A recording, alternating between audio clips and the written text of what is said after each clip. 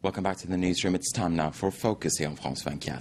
Today we're turning our attention to Turkey and to the armed struggle of the Kurdish separatist group, the PKK.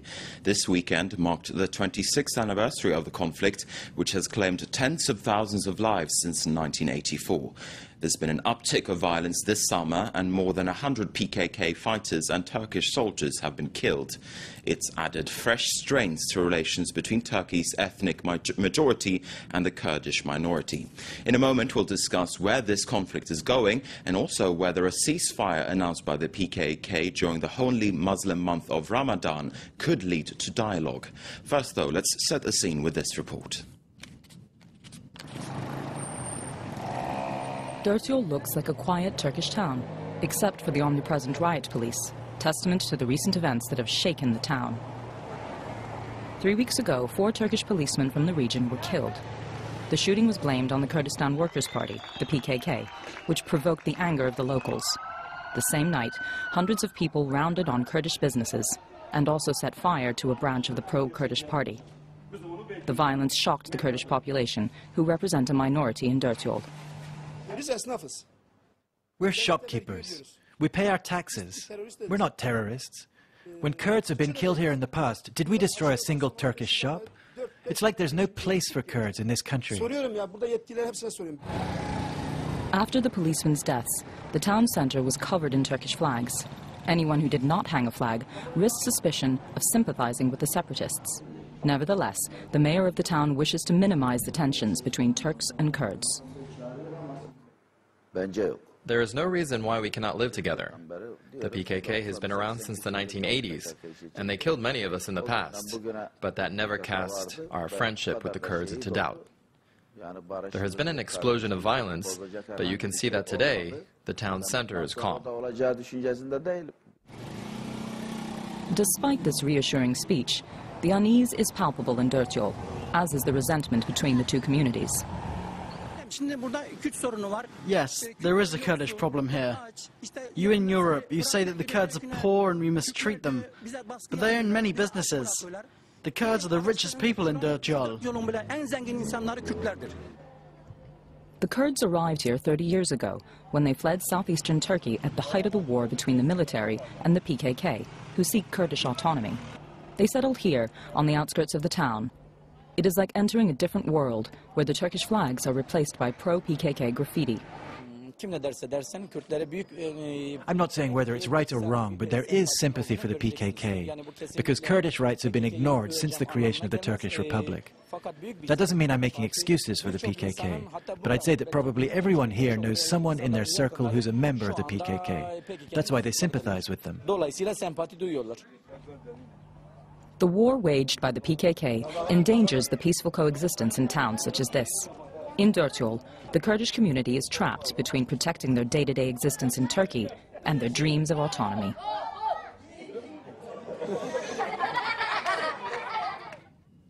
For more now on this, let's turn to Dorothée Schmid. She's a Turkey specialist and research fellow at the French Institute for International Relations. So welcome to France 24. Bonjour.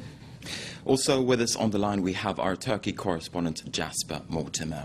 Now, Jasper, if we start with you just very briefly, are tensions getting worse between Turks and Kurds? We just got a local snapshot in the report that we just seen, but what's the situation like in the rest of the country? Well, interestingly, Marcus, in western Turkey, the day before that Dertyol incident, there was a similar riot in the town of Inegöl, when an argument between a Kurdish minibus driver and an ethnic Turk minibus driver exploded into a riot, and Kurdish shops were trashed in the town. There's definitely been a rise in tension over the past 3 months, and the point to be made is that these outbursts are directly related to the intensity of the Kurdish rebellion. They occur when the PKK has escalated its struggle, and there are funerals of Turkish soldiers and civilians that have been killed in PKK strikes and bomb blasts. However, when the PKK conflict has died down and things are quiet, one doesn't see these incidents, fortunately. All right, Jesper, just stand by for us for a moment. Let's turn to Dorothee Schmidt here in the studio now. The PKK has announced a temporary ceasefire during the holy Muslim month of Ramadan. Is there a chance here or a possibility of that leading to more dialogue?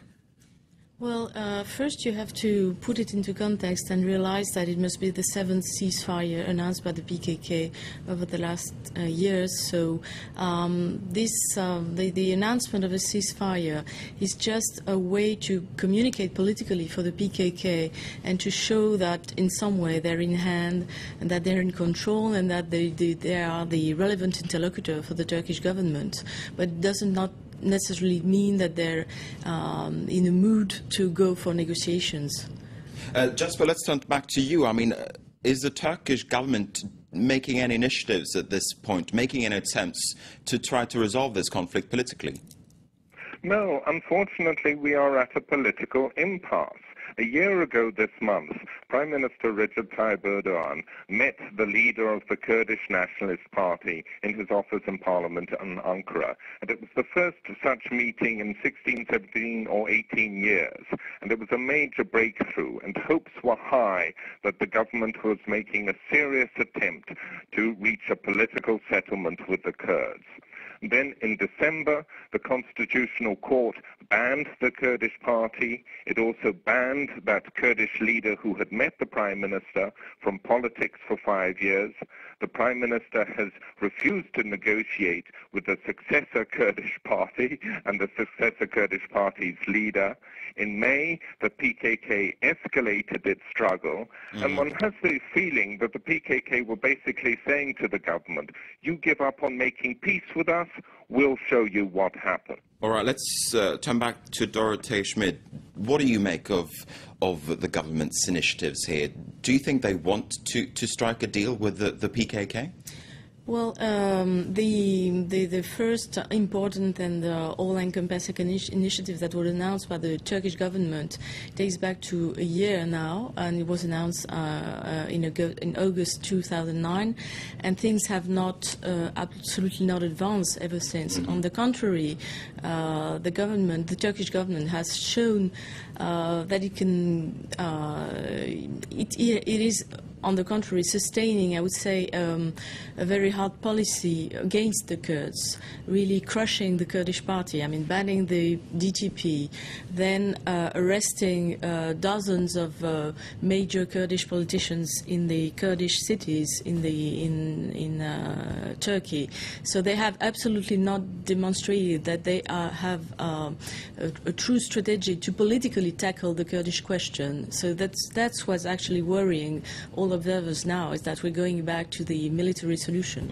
I was just going to say very briefly here at the end, I mean, Turkey has been criticized a lot in the past for its handling of the Kurdish question and also for its suppression of the Kurdish minority. You're saying that that is still the case, that situation is still playing out, so to speak? Yes, actually the fact that the AKP, the present Islamist sort of post-Islamist Turkish government decided to tackle the Kurdish question had to do with their decision to deepen democracy in Turkey. So to them, they approached the Kurdish question in the most general context of the democratization of Turkey. But actually, so far, they have not demonstrated that it can be their priority, their political priority, all right, which might now be the case. They might be forced, actually, to have it as their priority. All right, Dorothee Schmidt, thanks very much indeed. Thanks also to Jesper Mortimer, who was with us there from Turkey. And with that, we're going to wrap up Focus for now.